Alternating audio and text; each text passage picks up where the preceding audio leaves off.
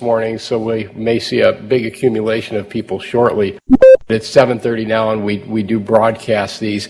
So our speaker this morning is Dr. Mike Maurer. Dr. Maurer is a professor of pediatric nephrology, has been at the University of Minnesota for a number of years. He's a graduate of McGill University's medical school, did his residency training at McGill and at Denver, and followed that up with his fellowship here. Mike has served in a number of capacities at the university, probably most notably as the division director or co-division director with Dr. Yunki Kim for several years, at least 10, I think. With that, we'll introduce Dr. Maurer, who's going to talk to us about Fabry disease. So, Mike.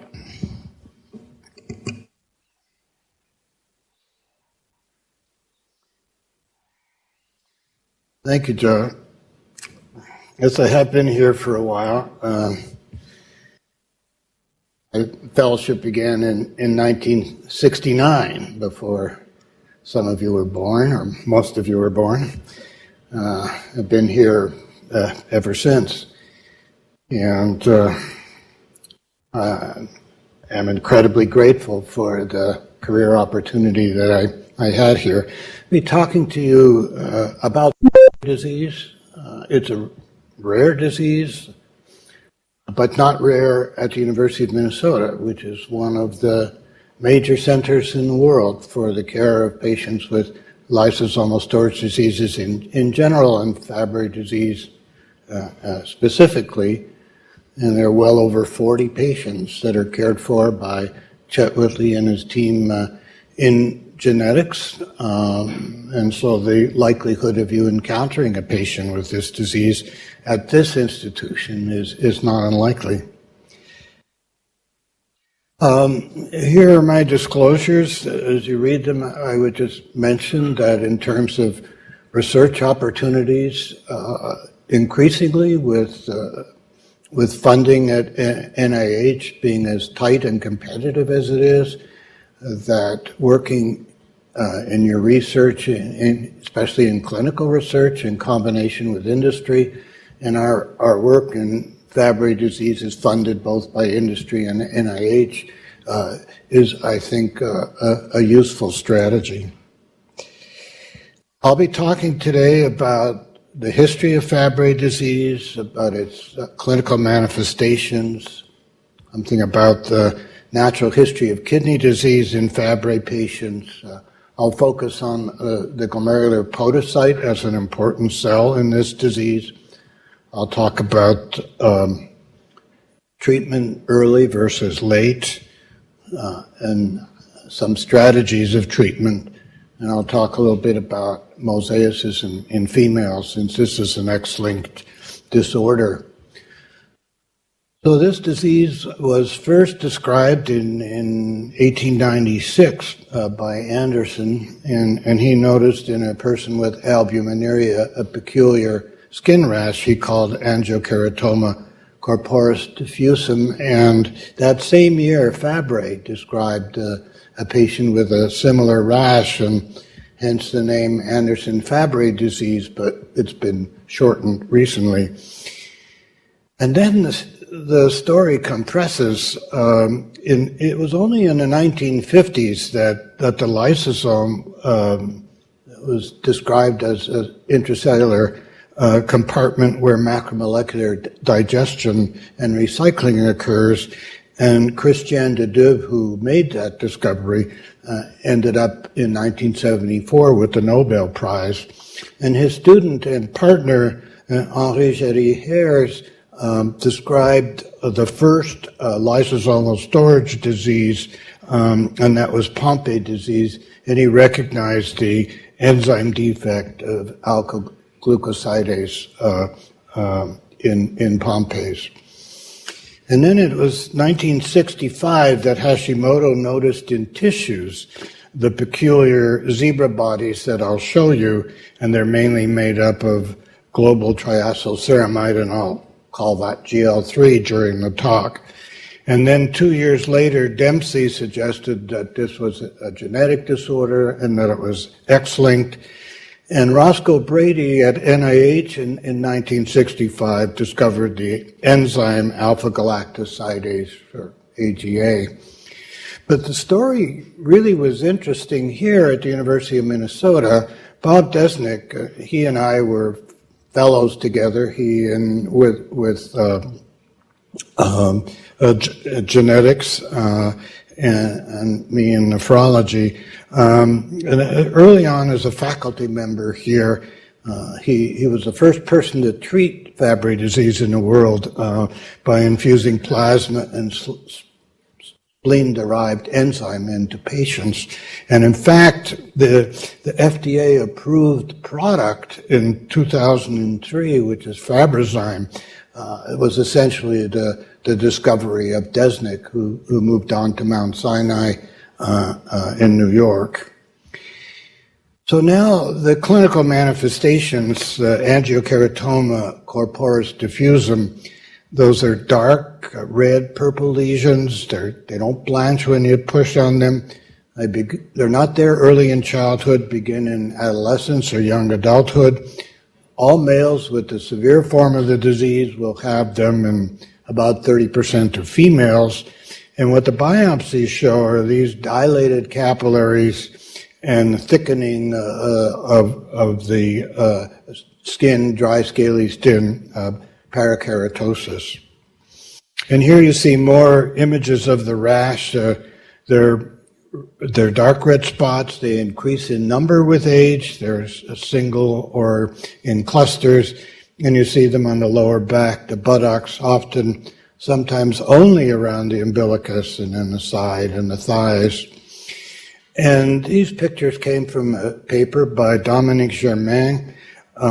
If you write down one paper that you want to read about the clinical manifestations of Fabry disease, a brilliant description, Orphanet Journal of Rare Disease, 2010, Germain, worth reading. Now, diagnostic of Fabry disease is this whorled spoke-like pattern in the cornea called cornea verticillata. It's diagnostic. No other disease presents with this. You see it in almost all males, 70% of females. It's there early in life, doesn't impair vision, and you can also see these dilatations of conjunctival vessels.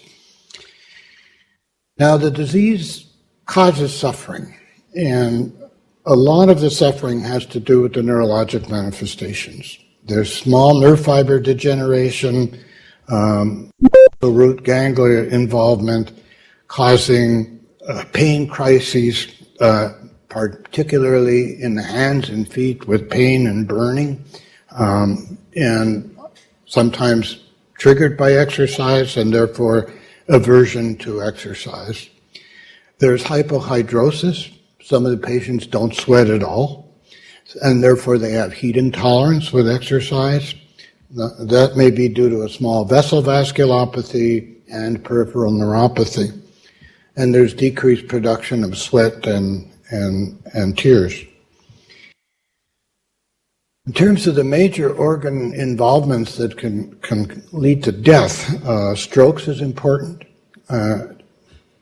Also present as transient ischemic attack due to thrombosis of small vessels. And deafness can be unilateral, bilateral, sudden, or gradual, and is common. The GI manifestations are another reason why patients suffer even early in life. Abdominal pain, sometimes diarrhea after every single meal, nausea, and aversion to food. Cardiac complications are the number one cause of death.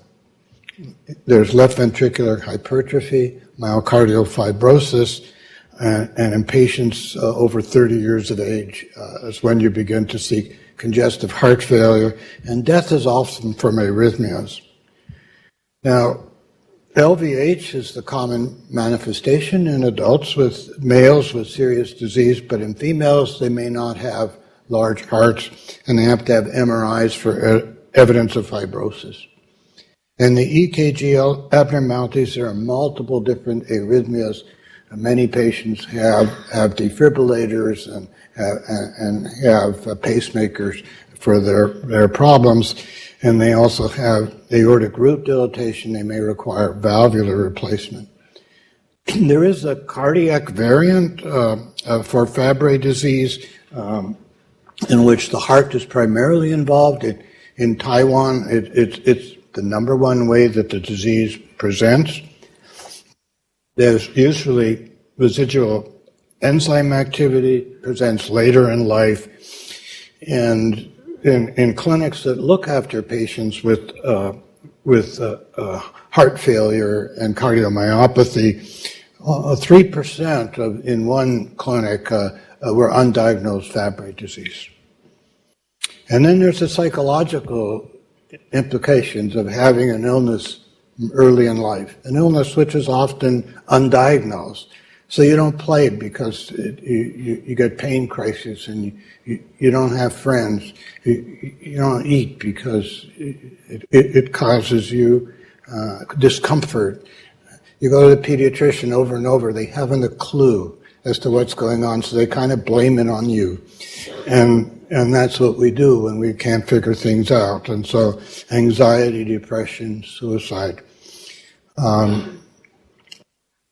A geneticist, pediatric geneticist from Cincinnati, Rob Hopkins, told me a story of a teenage boy who was sent by his parents to see a psychiatrist. He appeared depressed and withdrawn. And he was smart and used the internet, and when the psychiatrist recommended he take this pill for depression, he says, "Doc, I'll tell you what, you test me for Fabry disease. I don't have it, I'll take your pill." And that's how his diagnosis was made. And I was telling this to a 52-year-old man in clinic with his wife, referred from the Mayo Clinic, with a creatinine of 2, heading towards end-stage renal disease, and was only diagnosed when he had proteinuria and a renal biopsy very late in the course of his disease. I'm telling him this story, and he starts to cry. That was his story. And so missing the diagnosis has consequences. Now, the diagnosis mostly is made because there's a family history. But in 5% of cases, the mutations are new, and now with newborn screening, this area is changing very quickly. In classic males, there are very low enzyme activity levels, less than 5%, usually less than 1%, but it's still important to, even though you've got the diagnosis, to look at their DNA, and I'll talk about amenability later on and why it's important to know about that. Females are mosaics, so they have some cells that are normal, some cells that are Fabry, and so they usually have some residual enzyme. You need DNA to make the diagnosis. Recently, there are some biomarkers that have emerged. You can measure GB3 is the same as GL3. You can measure this in the plasma. You see in males that compared to controls, it's increased, but in the females, it's not helpful. Lysyl GB3, which is a deacylated form of GB3, is helpful in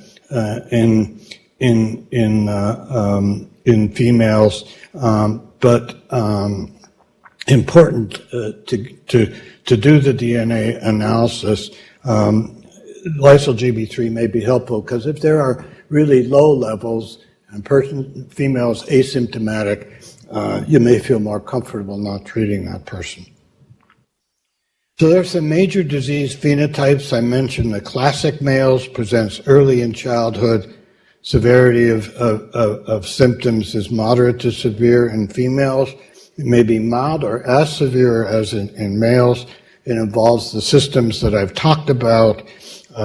When this slide was made, it was the majority of enzyme defects that were discovered. But now with newborn screening, what we know is that there are 4 or 5 times as many people with late onset or milder forms of the disease than the classic forms, and we probably missed those diagnoses for a long time. Very low enzyme activity in the males, maybe normal in the females, reduced in the late onset form, and then all cell types involved in the severe classic forms, and may be limited to various cell types in the late onset form of the disease. It's a heterogeneous disease.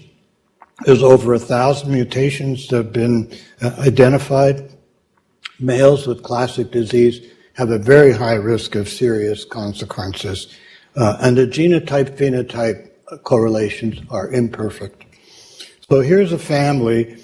This person, who's 61, has a little bit of albumin in their urine, otherwise has no major end organ involvement. With the same gene defect, this person, this male, is transplanted because of kidney failure at age 40, and this 23-year-old is too young to declare himself. Now, timing of diagnosis is important. On average, if there's a family, including those with family members, the diagnosis may average at age 16. But if there's no family member, the average age of diagnosis is 28. And you can see the people that are making this diagnosis: dermatologists, ophthalmologists, neurologists, nephrologists, when they happen upon this disease on a renal biopsy, rarely by pediatricians and internists. And it's important because these are when the symptoms present are the black bars, when the diagnosis is present is the white bars. And you see a lot of diagnoses are made in the 20s to 30s and 30s to 40s. But at this time, about 25% of males with classic disease have proteinuria, and by age 35, it's 50%. And you'll see why that's important. So proteinuria is usually the first renal manifestation, as young as 14 years of age. Peak onset is in the third and fourth decade. Chronic kidney disease, early 40s. Within 10 years of proteinuria and 3 years or 4 years of CKD, people are in end-stage renal disease. And that can occur as early as 21 years of age. The peak is in the 50s. With registry data, more recently we know, probably because of late onset patients, there are males and females with this disease in their 50s and 60s. But once kidney function starts to deteriorate, it simply progresses towards end-stage renal disease. If you're a male and you have no residual enzyme, you can see that you've got creatinine elevation. Your likelihood of that by age 50 approaches 80%. If you have some residual enzyme, it's a bit slower. And this is registry data. This is estimated GFR by age in adults, looking at males and females. This is GFR of 60, which defines the boundary between CKD stages 2 and 3. And what you can see is that, in general, the rate of decline of kidney function is faster in males than in females. And males, you see that even in the second, third, fourth decade, there are people with serious reductions and a lot in the later years.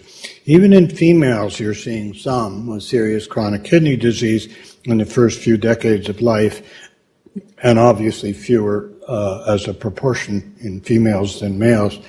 But proteinuria is interesting. These bars in males and females represent the microalbuminuria range, and this is a gram of protein in the urine. You see, the patterns for protein excretion in males and females are similar, but the risk patterns are different. And here are untreated Fabry patients that are divided into quartiles based on the rate at which their GFR is declining. And in males with more than a gram of protein in their urine, they're losing GFR at 5.6 milliliters per minute per year. So you're heading quickly to end-stage renal disease. In females with roughly the same levels of protein in their urine, the rate of decline is 1.3 milliliters per minute per year. There's much about this that we don't yet understand. Now, looking at treatment effects, enzyme replacement therapy on renal outcomes, if you have greater than a gram of protein in your urine as a male, the likelihood that you're in the fastest quartile of loss of kidney function is over 100 times that of people who are in the other three quartiles. And also, if you have a low glomerular filtration rate when you start treatment, you're times more likely to be in the fastest rate of decline.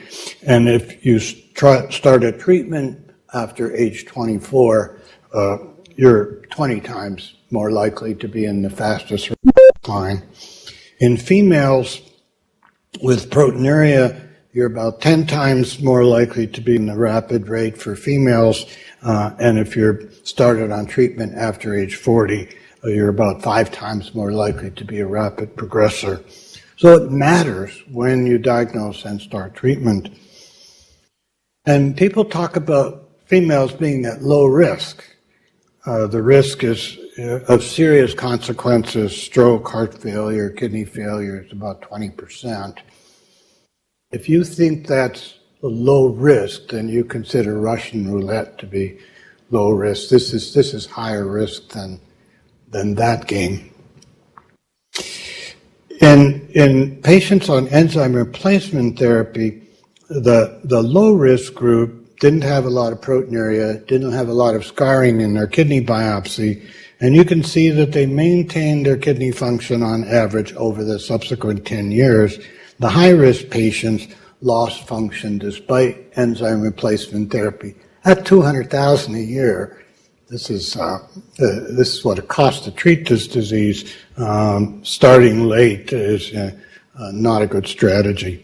And you can see that a number of those patients have really progressed to end-stage renal disease despite therapy. Now, the pathology, it's there in many kidney cells, and I'll go over that. Here's how it looks by light microscopy, because the processing of light microscopy includes alcohols, dissolves lipids. You see where stuff used to be as frothiness here in podocytes and here in distal tubular cells.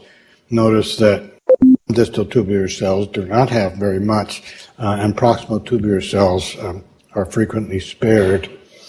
Now here's a glomerulus which is prepared for electron microscopy. It's stained with taurodine blue, and now the GL3, which accumulates primarily in lysosomes, is not washed out, and it's this dark stuff. And you see it here in podocytes, in parietal cells that line Bowman's capsule, in capillaries of the glomerulus, and in mesangial cells. And in high-power electron microscopy, this is the capillary lumen where the blood circulates. You filter across the basement membrane into the urinary space, and you can see that these zebra bodies, how they got their name, in podocytes, in endothelial cells of capillaries, and in mesangial cells. And the foot processes of podocytes, looking pretty normal here, are often affected as an indication of stress and damage to the cells. And here you're seeing GL3 accumulation in distal tubular cells. You can see that some seem relatively spared. This may have something to do with cell turnover. Those cells that more rapidly replicate may vary in the GL3 amount at any given time. Podocytes, smooth muscle cells, cardiac myocytes, brain cells, neural cells, they don't replicate, and they gather a lot of material over time. So here you're seeing smooth muscle cells of the kidney arteriole, and the GL3 also in the endothelial cells. And what happens to the medium arteries is that the cells ultimately degenerate. I'm pointing at degenerated smooth muscle cells as opposed to a normal one here. And a more advanced stage of this vascular disease is seen here. You're seeing degenerated cells. Here are more normal cells. And that's in association with areas of collapse of glomerular tuft. Segmental glomerulosclerosis leads eventually to death of the glomerulus. Now, in stage 2 disease, when there's early GFR loss, GFR is less than 89 to 60. When you're looking at global sclerosis, normally there's scarred glomeruli and kidney about 5%. It's not significantly increased at about 8% in people with early GFR loss. When you get down below 60, stage 3, it's more than 35% of glomeruli are scarred. In terms of scarring of the interstitium of the kidney, it's not increased. It's about roughly 10% at stage 2. Stage 3, it's almost 30%. So we don't really understand what the early GFR loss is in this disease. It's not the classic lesions we attribute GFR loss to. Now, in children, we see progressive injury. Now, if you look at these two glomeruli side by side, you might say, well, the podocytes are loaded with GL3 in both. And you might score them as 3+ if you were doing this semi-quantitatively. But in fact, when you measure them, the fraction of the cytoplasm of the podocytes in this glomerulus that are occupied by GL3 is 46% versus 26% in this. And we do that by morphometric methods. We take unbiased photographs of glomeruli, we overlay them with grids. We can count the number of points that fall on GL3, the number of points falling on cytoplasm, and we can tell you the fraction of the cytoplasm filled with GL3. Now, we did that in children. Ages, there were 14, 6 of them female. Their ages ranged from 4 to 19. Some of them had microalbuminuria, but most not. They all had normal GFR. The females are here, and the males are the dark spots. And you're looking here at the fraction of inclusions in podocyte cytoplasm. And you can see that it is significantly correlated. So it increases with age. The foot process width of the podocytes increases with age. And in the mesangial cells, there is no significant association of age, nor is there with endothelial cells. This is important because when the FDA approved Fabrazyme for use in patients, it was on the basis of clearance of endothelial cells in skin, heart, and kidney. But this is a non-progressive lesion in a progressive disease, and I think they picked the wrong endpoint. What we also saw in our studies is that the foot process width in these children, even though they had little in the way of urinary protein increase, was associated significantly with proteinuria, and the fraction of the podocyte cytoplasm filled with GL3 was also significantly associated with proteinuria. Now, the field study was a 5-year comparison of two dose regimens of Fabrazyme, but they were both half the usual dose in these males with classic disease, age 5 to 18. And a number of assessments were done. The skin biopsies were mandatory. Kidney biopsies were optional. And so there were only 6 patients that had baseline and 5-year kidney biopsies. In general, the findings we had are similar to what we reported in children of that age. But what was scary is these young boys already had significant vascular injury, and that may be important in the final demise of the kidney. And this is the kind of vessel injury we saw in young males, where this represent the ghosts of dead smooth muscle cells compared to a more normal one with GL3 in it. Now, there seems to be a limit to how much of this material can accumulate. You can see that relative to the size of the podocyte in a child, there's a linear relationship with how much GL3 is in the cell and the size of the cell. When you look at adults, there seems to be a limit in how big the cell can get, and we think that's associated with cell death. Now, if we look at the fraction of the glomerulus, which is made up of podocytes, in relation to age in males and females, it goes down with age. So here's a cell that's enlarging on average. Its size is bigger than normal, but the proportion of the glomerulus made up by that cell is smaller. And that suggests that there's loss of those cells. And as the fraction of the inclusions in podocyte goes up, then the fraction of the glomerulus, which is podocyte, goes down. So the more inclusion there is, the fewer podocytes you have. And podocyte loss in animals and now studies in humans is a very, very strong predictor of glomerular scarring and kidney failure. And what you can see here is the fraction of the podocyte filled with GL3. It increases with age up to about 20, just like we showed in the kids, and then it levels off. These are late onset patients. They don't progress the same way. There seems to be, again, this limit.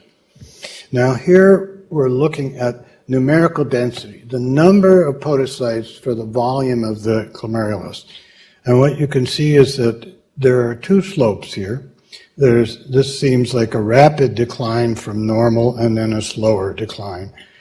And with this early stage of disease, this is the number of podocytes, volume of the glomerulus versus age. There's no correlation. But in this stage, you see a correlation with age. You see the volume of the podocyte in relation to urinary protein, and you don't see a relationship early on. Later on, you see a rather strong relationship. Also, with the volume fraction of inclusions and proteinuria, you see no relationship here. The relationship is with more severe disease. We think this is the stage of decompensation, the stage where treatment no longer works. Now, with treatment, what happens? So you clear the endothelial cell in 5 months compared to placebo, which then starts on treatment and clears quickly after that. You clear mesangial cells very quickly. You clear vascular smooth muscle cells poorly, only partially cleared, even at a year. And podocytes cleared very little by scoring at 1 year. You can see the residual in repeat biopsies. And by scoring, there really was no difference. The scorers read a reduction in GL3 in placebo and treated about the same percentage of patients. And even at 54 months, by scoring, there was very little benefit. Now, we think that this is in part due to what we call the reference trap. Imagine you have a podocyte that's this big, and then with treatment, it's half the size. It's got half the amount of GL3 in it, but the fraction of the cytoplasm filled with GL3 hasn't changed. And so both are diminished by half, but when you look at it, it looks just as full. And this is an example of that with baseline and follow-up. The cell appears smaller, but it's just as full with GL3. When you look at the absolute amount of GL3 after a year of enzyme replacement therapy, remember the early publication said there was no change. This is what our studies show, that there is a significant reduction, that the decrease in the size of the cell from 3,000 to 800, that's a huge effect of treatment. And the size of the cell and the amount of GL3 paralleled each other. And yet when we look, pathologists looked blindly by scoring and they couldn't see this at all.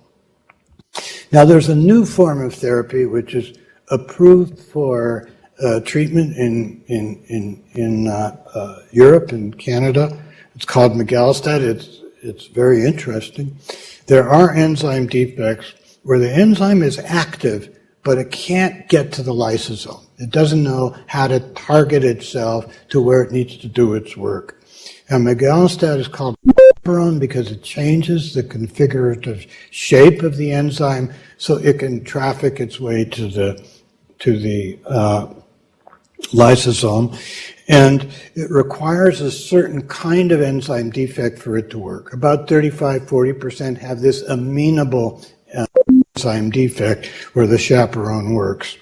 And what we found in our studies was much that we found in enzyme replacement therapy, that there was a decrease within 6 months, a volume of inclusions in podocytes that was associated with a decrease in the size of the cell. There was no change in the fraction of the cell filled with GL3. And you see there's almost perfect correlation between the cell shrinking and the amount of GL3 in it getting diminished. This was, by the way, again, not picked up by standard pathologic scoring methods. When you start treatment is important. This is one of our patients from the University of Minnesota, been on ERT for 5 years, had a kidney biopsy, had absolutely no GL3 in his podocytes. Here's his mom with 4 years of enzyme replacement therapy.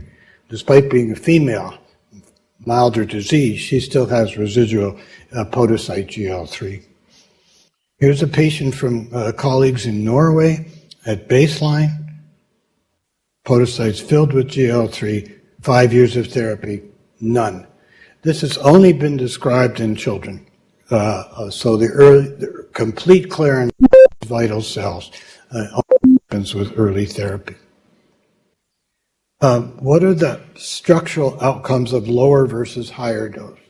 I raise this because in a lot of places in the world, patients are treated with Replagal.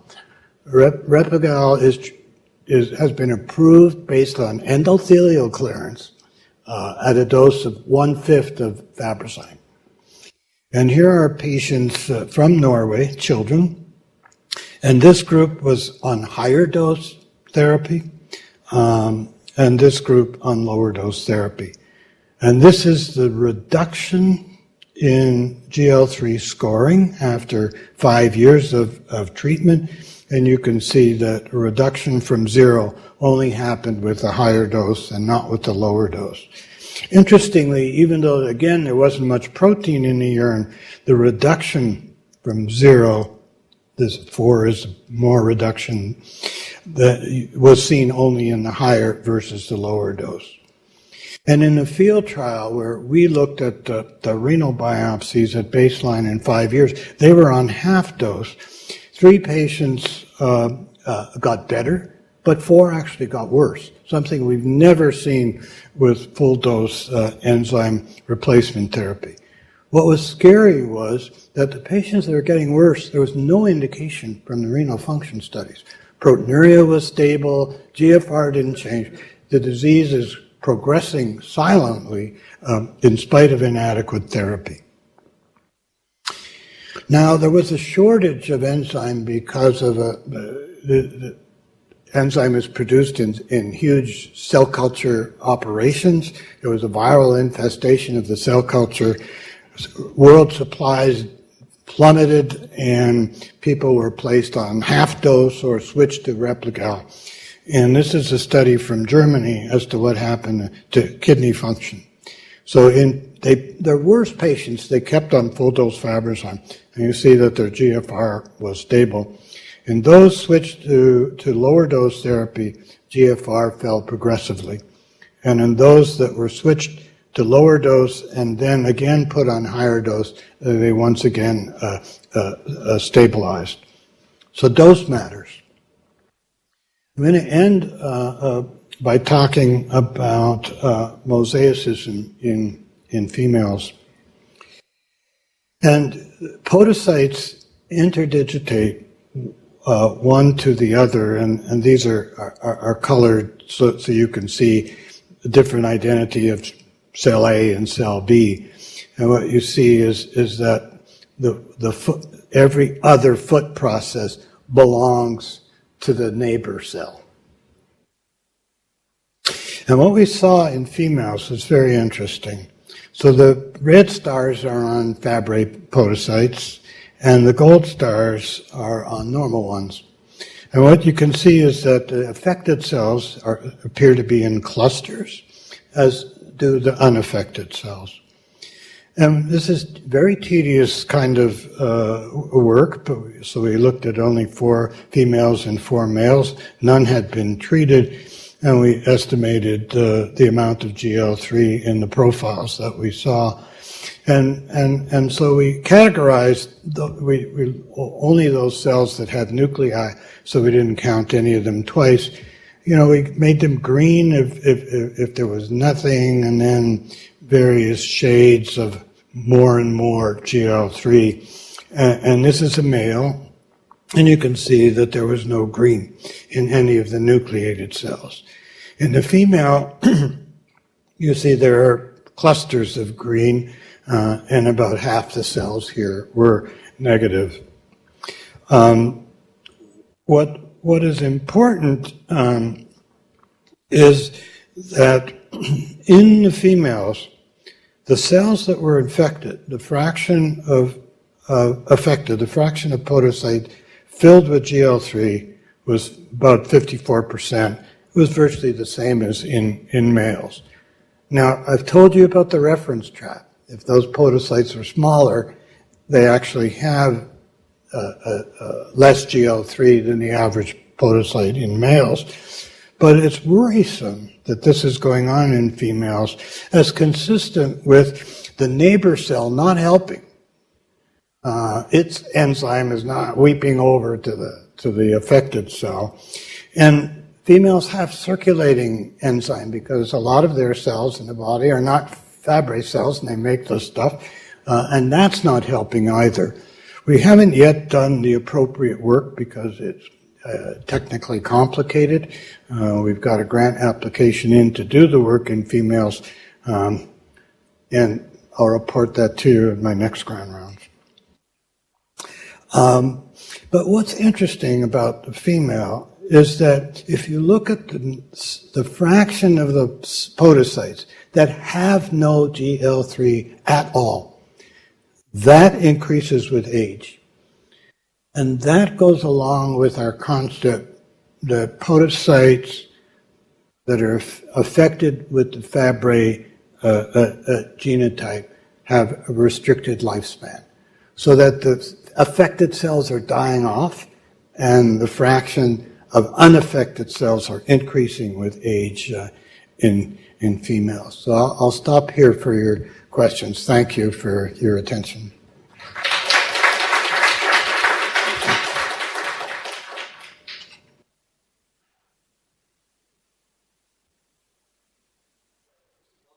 Maggie's coming with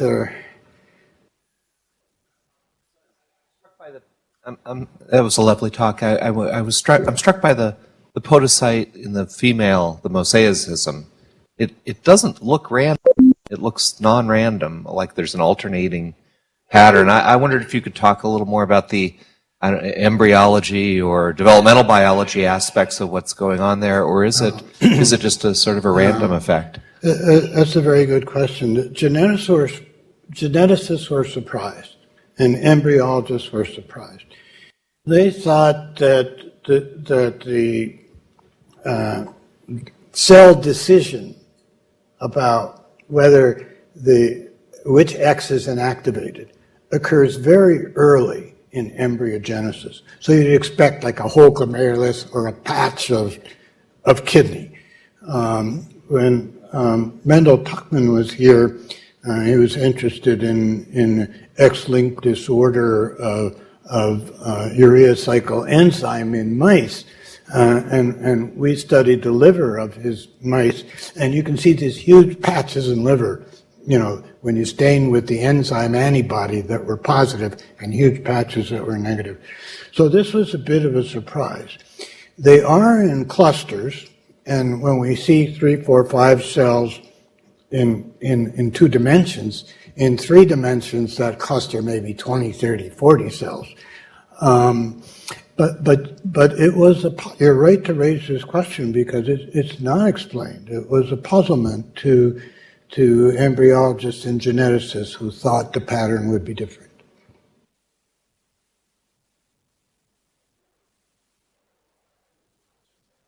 A more general question is, given the pretty much quiet nature of this disease in kids and the importance of finding the disease early, what you have recommendations or thoughts for pediatricians that may help them identify this? Because we're not screening for this in the newborn period yet. I think that the key clinical manifestations are pain and GI symptoms.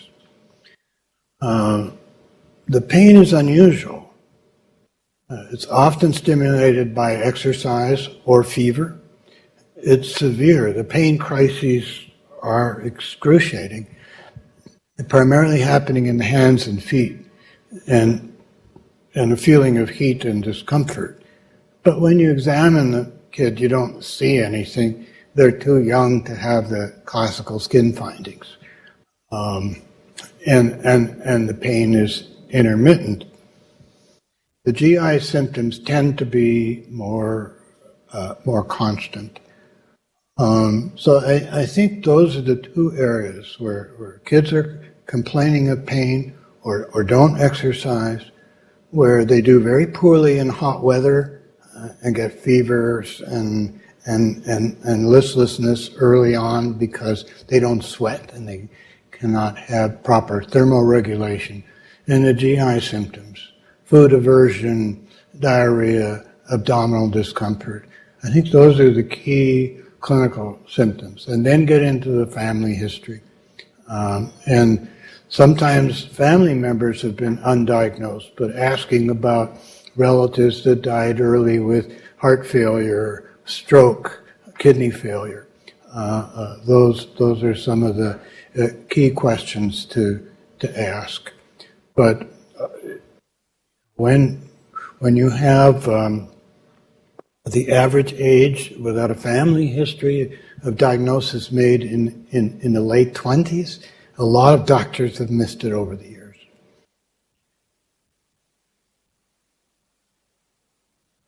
What is the status of gene therapy approaches? A very good question. There are at least a couple of companies that I'm aware of that are moving towards gene therapy. We've done some consulting for one of those. I think within the next 5 to 6 years, then we may see the possibility of gene therapy for this disease. So it is as for many genetic disorders, it may be the wave of the future. There's a lot of burdens and regulatory things to overcome. I think with the availability of a treatment, albeit imperfect and very expensive, there may be reluctance to try gene therapy first in children because of some uncertainty about the long-term consequences over a lifetime of that therapy. But I think that is certainly one of the new therapies that in the works. Another new therapy that is in the discovery phase is substrate reduction treatment. Instead of giving the enzyme for the material that accumulates, you give a drug that prevents that material from accumulating in the first place. It's early in that, but like megalostat, which is the chaperone therapy, these are oral treatments. Enzyme has to be given by infusion every 2 weeks. Some people make antibodies to the enzyme. They get adverse reactions to enzyme infusions. So oral therapies like megalostat, like substrate reduction, are also somewhere in the future.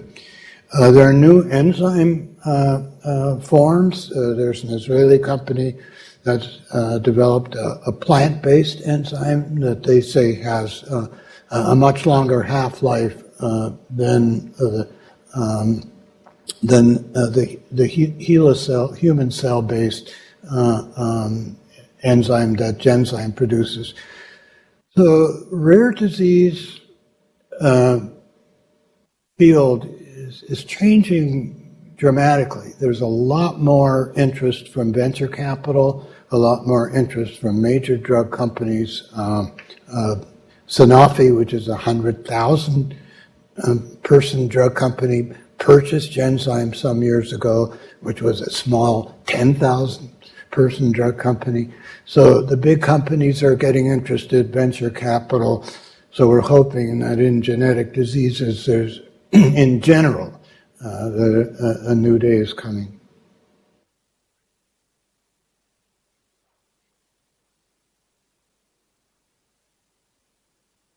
Any more questions? Well, thank you very much for your attention. You have been disconnected from the meeting.